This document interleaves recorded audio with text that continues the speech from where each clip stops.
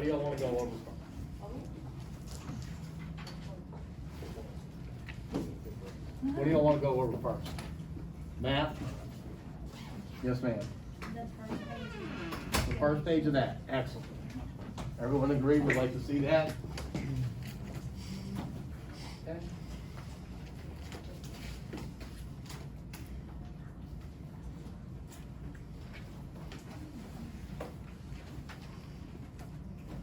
So I do apologize, I was out with COVID for about 10 days, and then I was in Knoxville doing the soil judging contest, so I really did not like being away from y'all for that long. So, when I looked at what we had for calculation 2, I realized that some of this information is actually in module 3, so I just took a little excerpt out and kind of go over this as to how you might go about figuring how much lime you actually need from the co-op. And so the two things that we need the most are gonna be the fineness factor and the calcium carbonate equivalent. It might be that you call the co-op up and ask them what the R&D is, and if you have a good co-op, they might know that information. If not, you can ask them for this information and force that consultant or that co-op manager to go find this information. So what we have is, should have brought my sieves. Anyhow, they'll take like maybe 100 pounds or 100 grams of this material, and we'll do a lab on this so you can understand this a little better. And so they have 3 sets of sieves. One is a greater than a 10 mesh, which is fairly large size, and if it doesn't make it through that, like the large granules, like the large pebbles of that material that don't make it through, they don't react as much in the soil. They require extra water in order to kind of dissolve those materials. So when you apply it, you don't really get a reaction from that. So we call that 0%. It's worth nothing. It's still in there, but it's just not worth anything. We don't, yes ma'am? What do you mean by reactive? So like, when you, how many of y'all remember the volcano trick as a student? And so as a, I guess that might have been like, you never did the volcano trick? No? When you add baking soda and vinegar, and it forms that reaction, right? So if you just have like pebbles of baking soda, the reaction wouldn't happen as much. And so we have a base and we have an acid. And so that reaction, when it gets in the soil, and we'll go over that, how that lime dissolves and then reacts with some of the hydrogen and the aluminum in the soil. So that like chemical reaction that happens, if it's a pebble, it's not going to happen very much. It's like trying to dissolve Alka-Seltzer. Kind of another example that if you have a big boulder of Alka-Seltzer, it's going to take a long time for that reaction to happen. And if you break that up and put that in there, the reaction happens very quickly. That's why they're so thin and kind of right, because the reaction happens on both sides. Is that making sense? This is about the reactivity of that material, like dissolving sugar. It's a lot easier to dissolve a spoonful of sugar than it is a sugar cube because of the size and the reaction in the surface area.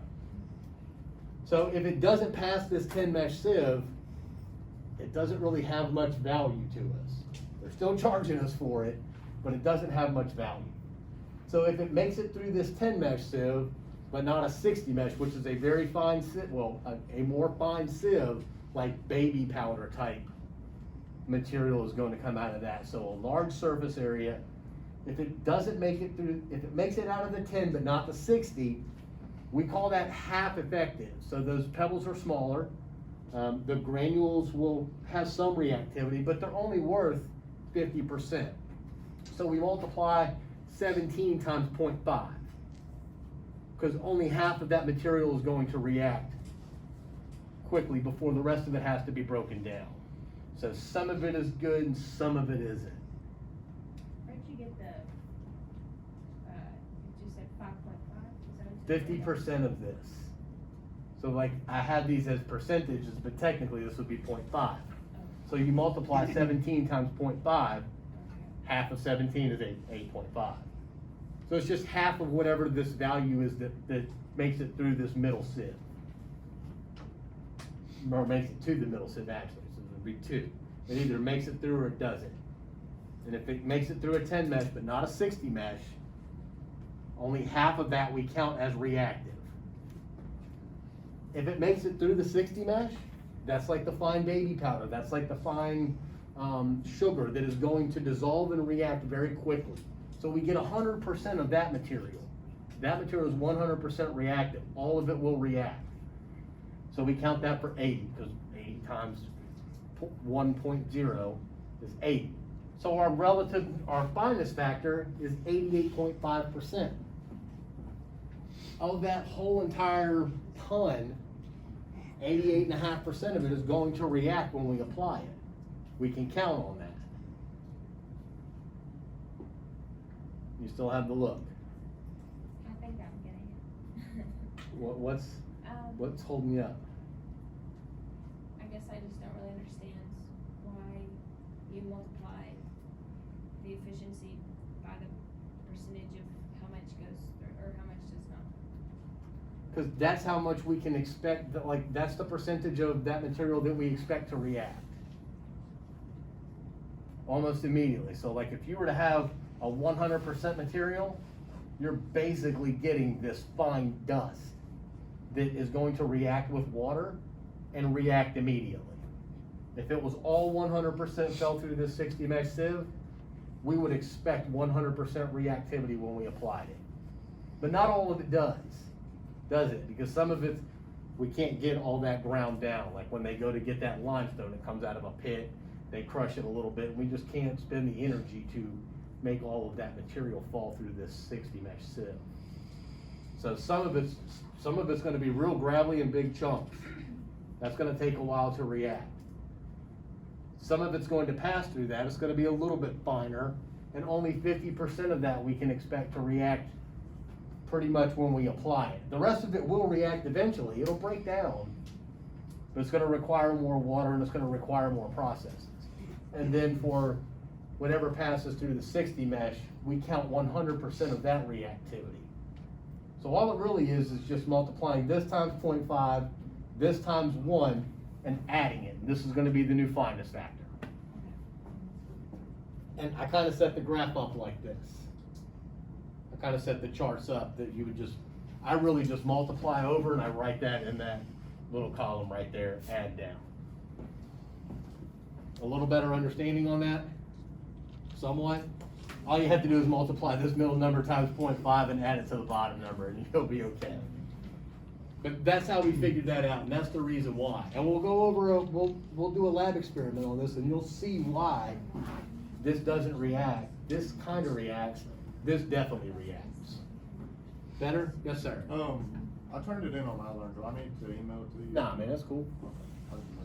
iLearn's fine. Normally you say got it, thanks. You just send an email it to you or something like that. Did you? I didn't email it to you though. I forgot.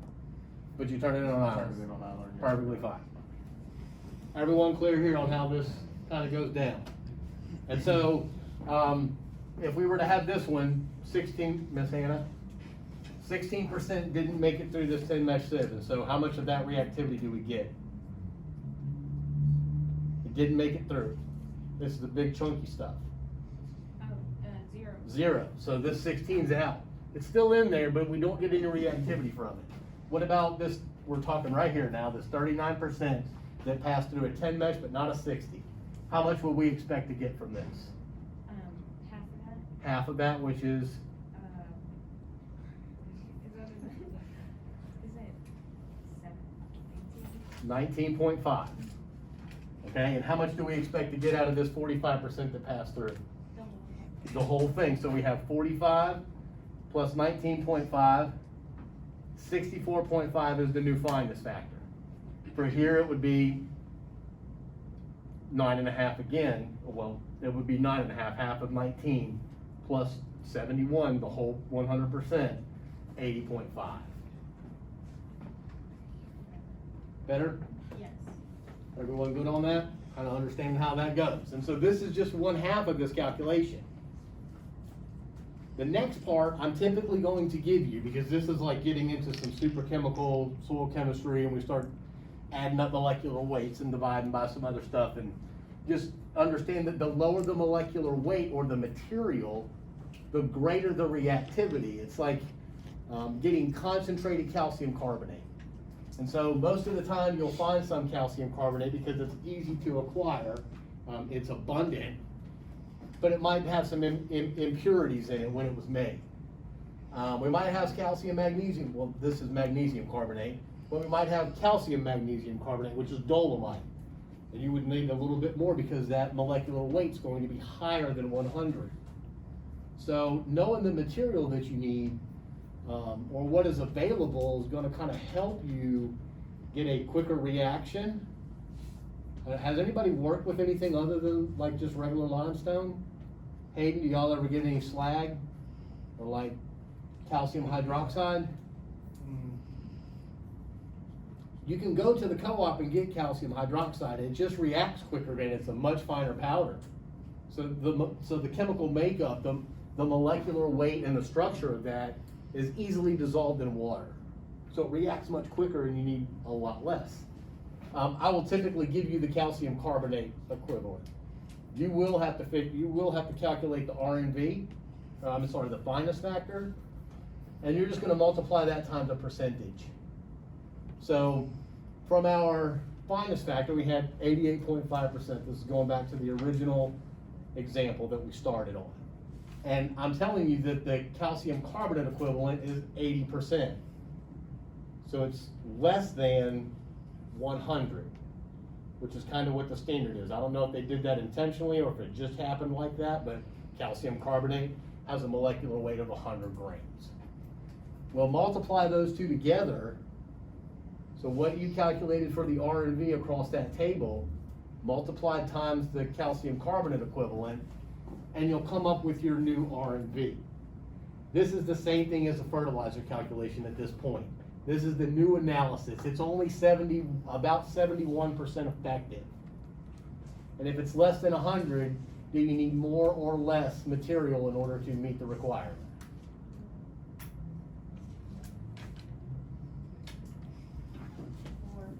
You would need more, right? Because it's not 100%.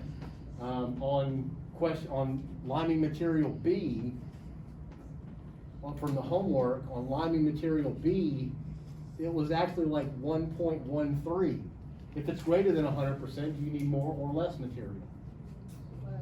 You would need less material. And so understanding that, so you get a recommendation back from the co-op that says 1,600 pounds of calcium carbonate, you call the co-op up and say, hey, I need 1,600 pounds of lime. That lime is only 83% effective. You want to know how come I didn't get the pH response that I expected? Because I didn't know that I actually needed to apply a little bit more lime in order to meet that requirement.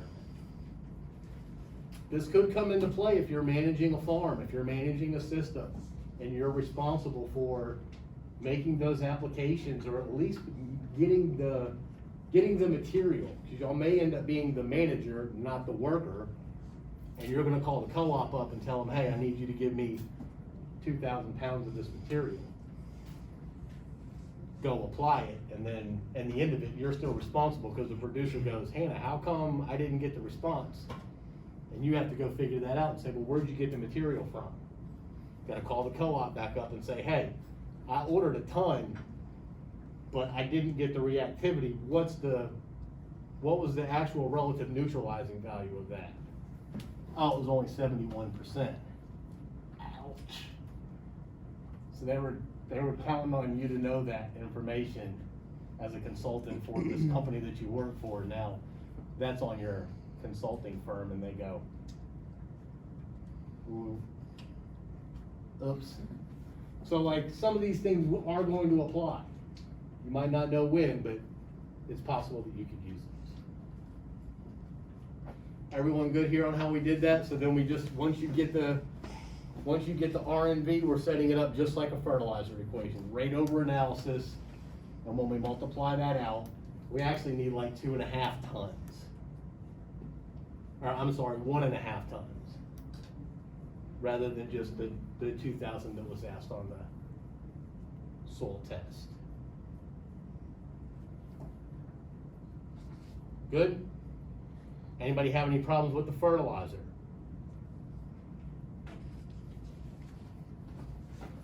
So this is also calculating that. We've done it for an acre. All you're doing is multiplying it times the entire farm, and then you're gonna calculate how much you need for this 100 acres. I just made that easy for the math. And then this part right here is really big for me. Like, I actually use this when I go to Walmart. If you notice, if you go to Walmart, it'll tell you how much it is per ounce. So I don't necessarily look at the cost, like the dollar amount. I actually look at how much I'm getting per ounce. And I have a sweet tooth. So when I go to look for my candy, I'm trying to make sure that I get the most for my dollar, right? So I'll get the lowest amount per ounce, 20 cents per ounce. I'm buying that, not the $1 per ounce, right? Because that's expensive. So this is actually practical. I use this every day. That's kind of how you save money, by knowing how much it costs per pound of material. And you may have to call up different co-ops and find out, hey, what are you charging for a ton of urea? All right, thank you very much. I'll be back in touch with you. And you call up a different co-op, how much are you charging? I'm going with them because it's less. But when you have like multiple sources and multiple nutrients in there, knowing how much that dollar is, like, that's what they're paying you the big bucks for, is to save money, still get the same result. Good here? Everyone did someone have a question? No? You just had a little trouble with filling out the chart, right? Yeah, I just don't know where I'm supposed to put my like total at. What's that? I just don't know where to put like the total at. Or maybe I'm just crazy, but like I know I do all the math and stuff.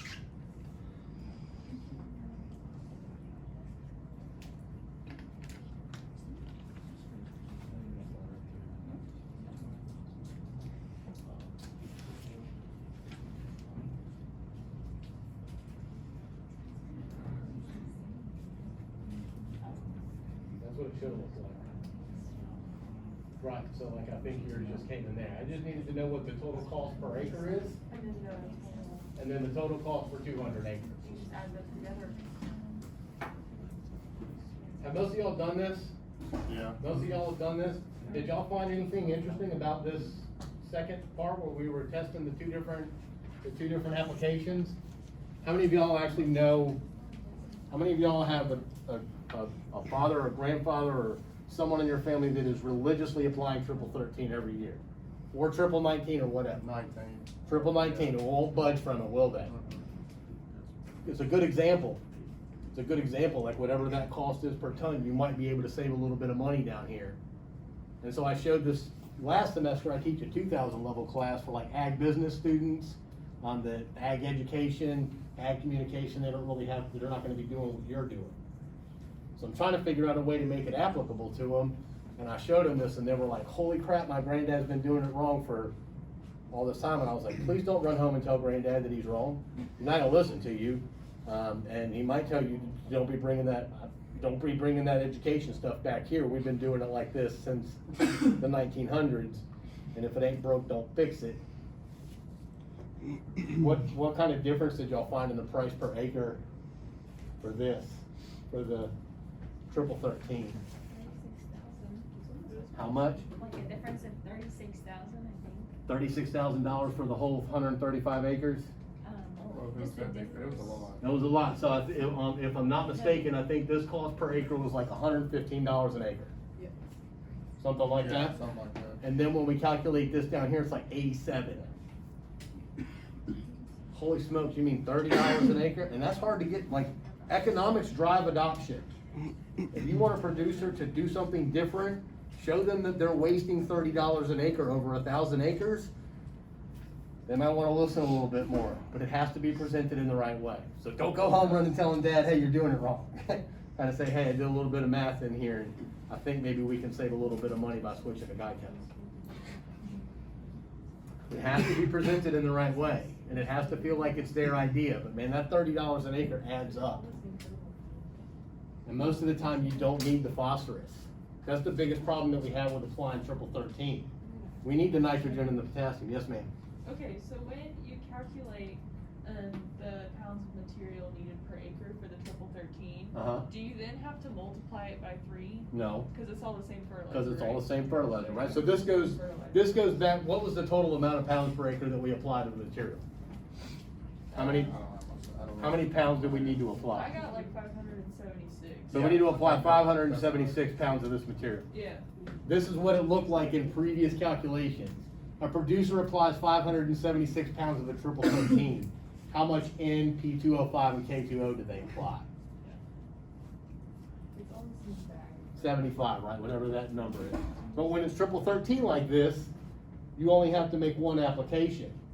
Now, in fertility, and if y'all want, I can show you how to do this, and it might just be that Tate could benefit from this by making this a blend.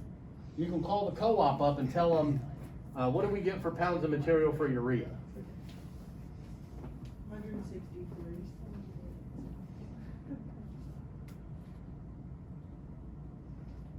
And how about for superphosphate? It's also 163.04, but That's okay, because it's also 46 double O. What about for potassium? 125. 125 pounds, right? So here's what we do. You got two options. You can call the co-op and tell them to bring out 500 and some odd pounds of triple 13, triple 19, or whatever at $115 an acre. Or you can call the co-op up and say, I want you to blend 163 pounds of urea.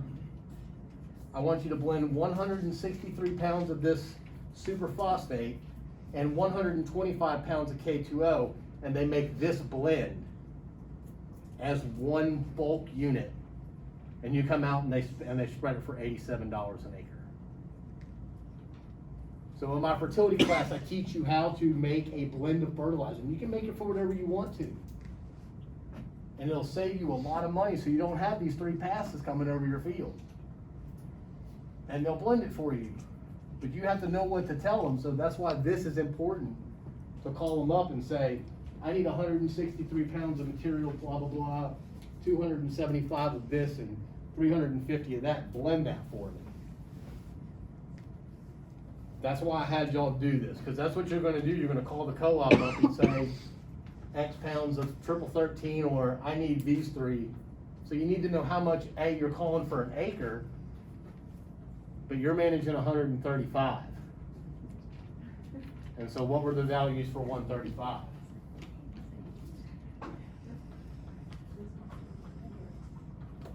Do you want to do the cost or the pound? Let's just do the pounds. It's I'm sorry. 22,010. Same thing for the next. And then the last one is 16,870. So when you go to make your fertilizer, when you calculate all this up for your whole farm, like, because that's what they're doing right now, waiting for the spring to happen, they're calculating their fertilizer, they're putting in their orders, and they're telling them, I need 22,000 pounds of this fertilizer. I need 22,000 pounds of 046 and about 17,000 pounds. And you can have that blended, and it shows up as a buggy, and they go to apply that over your field. Like, this is the best thing I know to make this something applicable that you might see in the future. Being able to do that math is what they're gonna be paying you the big bucks for. If you don't know how to do math, you can go run a shovel. You don't need to know how to do math to run a shovel. My hand is like, I'm done shoveling. That's why you're in college here. Is that making sense now? Is that better? Jake's like, yes, I'm tired of shoveling too. Bingo. And so being able to know how to do this stuff and bringing that to your boss or bringing that to, the business manager or whatever, and you can go, have you considered that we could possibly save a little bit of money by doing this? $30 an acre adds up. Do you wanna win at the elevator or do you wanna win at the bank? That's what I tell producers. Where do you wanna win at? In the coffee shop, do you wanna be the one with the biggest yield? Or do you wanna be the one with the biggest bank account? So we're trying to minimize inputs and maximize outputs, and that's doing several things. It's agricultural sustainability, environmental sustainability, and economic.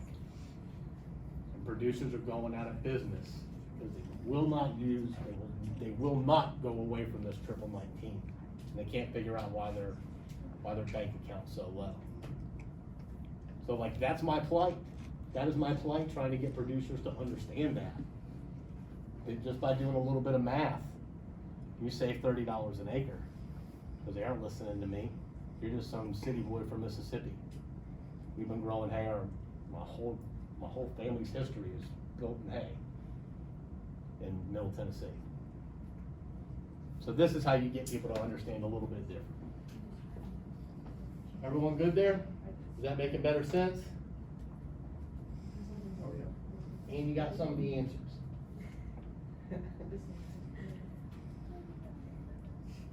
Still gotta show how to get them, What's that? I said, you still gotta show how to get them, You do have to show how to get them, but for the most part, it should be rate over analysis. Like, you know that you need this many pounds per acre. It's just it's building on. And then I just have the chart just to kind of keep that simple, so I can look at your answers and go, it should be this. And if it's not, I'll go back and check your math as to why you did.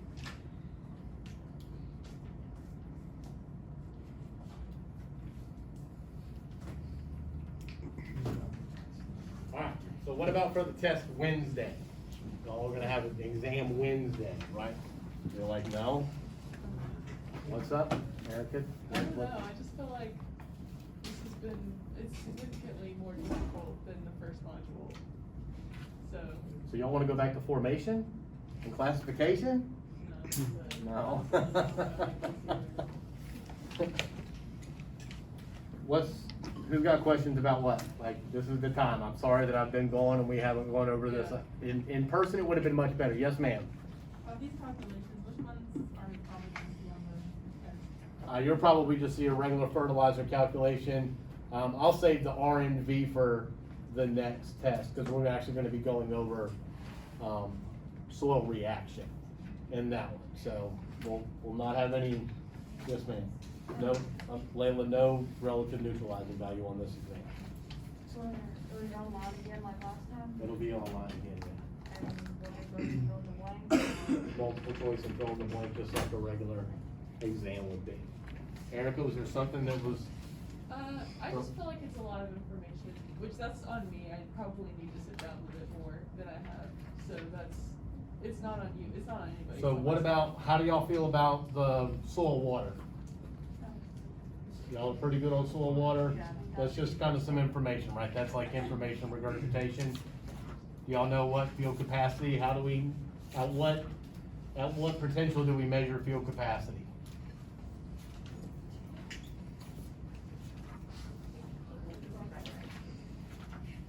What about permanent wilting points? Anybody remember what permanent wilting point was measured at? Negative 15 bars. And then it's a little stop, isn't it, or 10? Negative 0.1 to negative 0.3.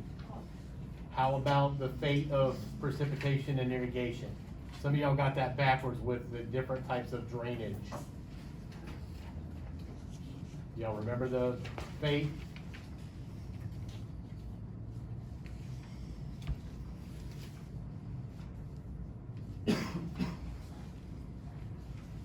No? Yeah, in the note. How about the hydrologic cycle? Just kind of understanding the watersheds, and then there are going to be some plant processes and some soil processes, so that's just kind of a little bit of information. And so most of the questions are going to come from the quizzes, so I kind of set it up that way. What about isomorphic substitution? Wait, they are, most of the questions are gonna come from the quizzes? Yeah, should. Okay. Y'all remember about it? What's so important about isomorphic substitution?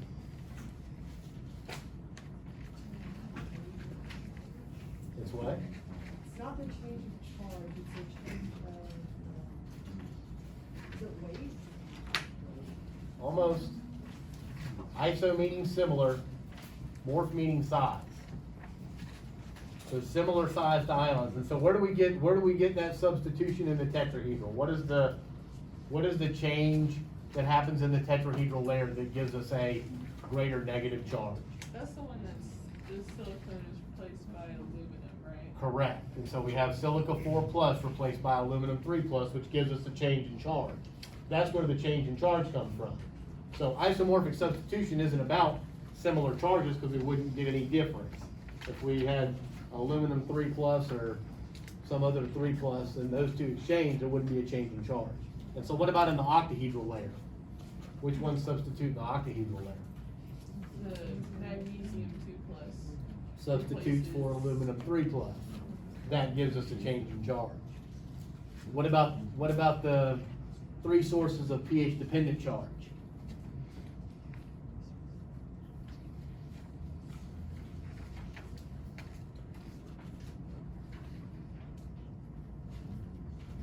Can you explain why one of those is broken edges of clay? Like, I don't understand why. So that like, changes pH. okay, and so probably the least one that gives us a charge. Okay. So you have to think about the edge of one of these. Jump in here and get this.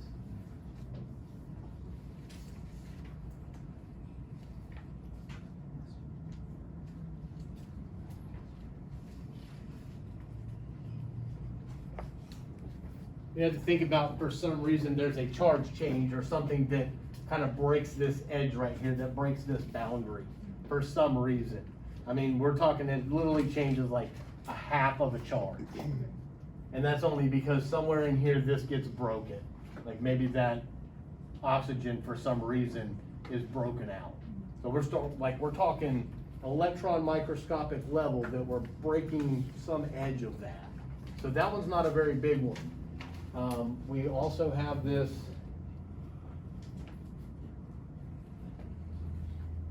Isomorphic, come on.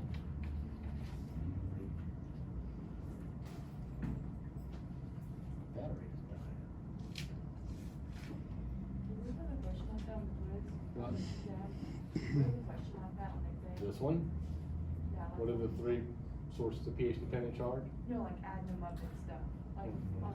No, I just wanted to kind of get a concept understood that we need, that when aluminum 3+ replaces that silica 4+, they're gonna get a change in charge.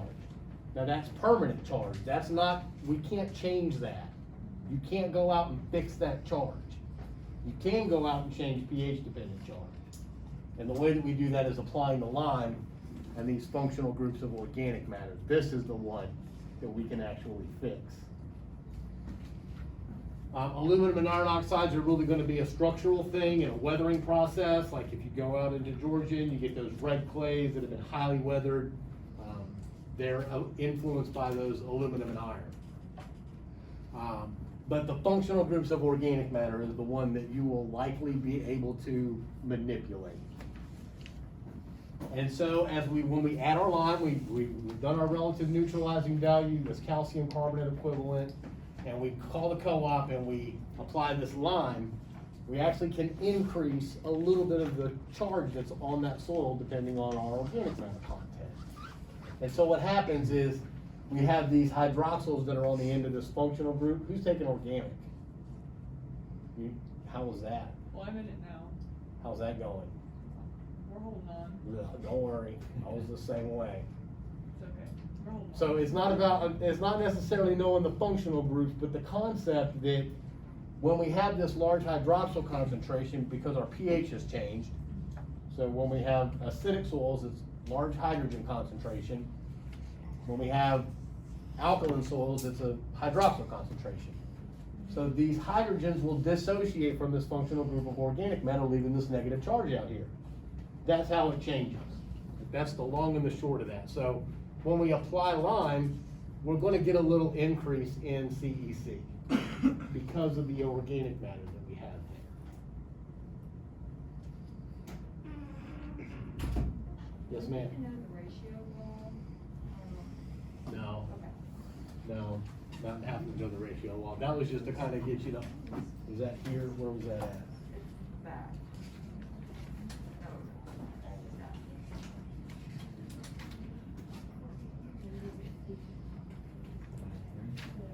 Yeah, I know it's after all the charges are.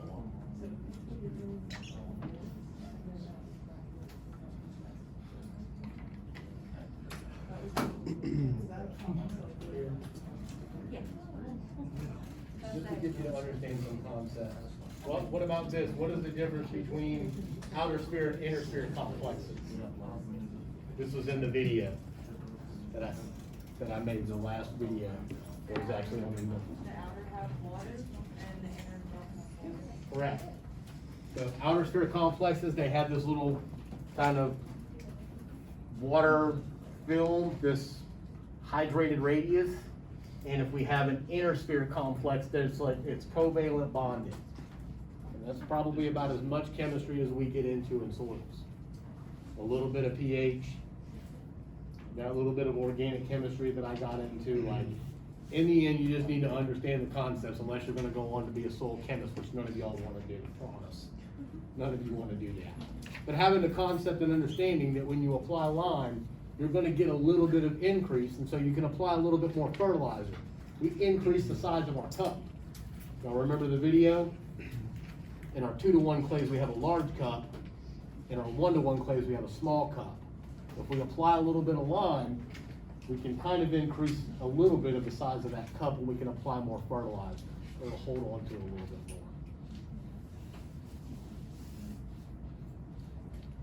What else? Yes, ma'am. Just to clarify, so for the tetrahedral, is it SI form plus? Yep. And then replaced by an L? Right, so you can think about tetra meaning 4, Yeah. and knowing that silica 4 plus is in the tetrahedral. Is there like a certain way, like, when I emailed you about it, do you have to like say it exactly like that for them to be in that order, or can you So like, flip-flop it? so like you really had to look at that. So the question that she's asking is about the way that it substitutes in there. And so in that question on the quiz, it was the final sentence that kind of gave you the clue of which way that should substitute. Because if you had all silica 4 plus and then replace that with all aluminum 3 plus, would the charge increase or decrease? It would become more negative, right? Because we had that substitution from 4 plus to 3 plus. So the charge would become more negative.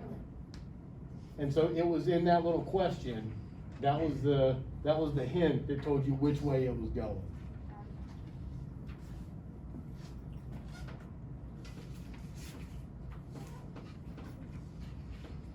For the non-silicate colloids, the aluminum, iron, oxide, hydroxide section, do we need to know the specific, like the KIPSite and all of that? No. Just the basic? No, I was just wanting to get you to understand that we have 1-to-1s, 2-to-1s, aluminum and iron oxides, and if you ever get in a scenario where you are dealing with those types of soils, highly weathered, you can at least know to go back and look in your notes and understand something about that. But you're mostly gonna run into 1-to-1s and 2-to-1s, your kaolinites and your smectites. And if y'all remember back from our classification, and y'all did this on,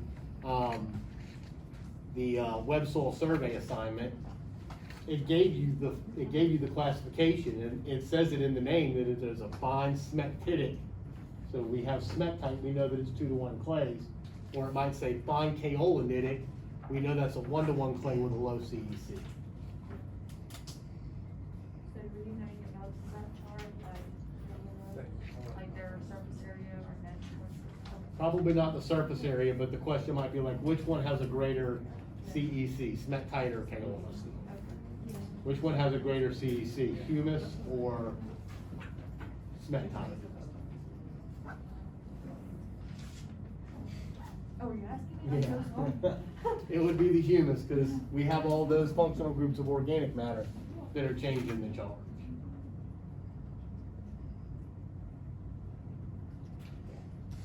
Everyone good there? Y'all are ready to go, aren't you? Yes, sir. Okay, that's cool. I'm sorry, I wanted to make sure that there wasn't anything left out, like, that you got the opportunity to ask me this because, yes, ma'am.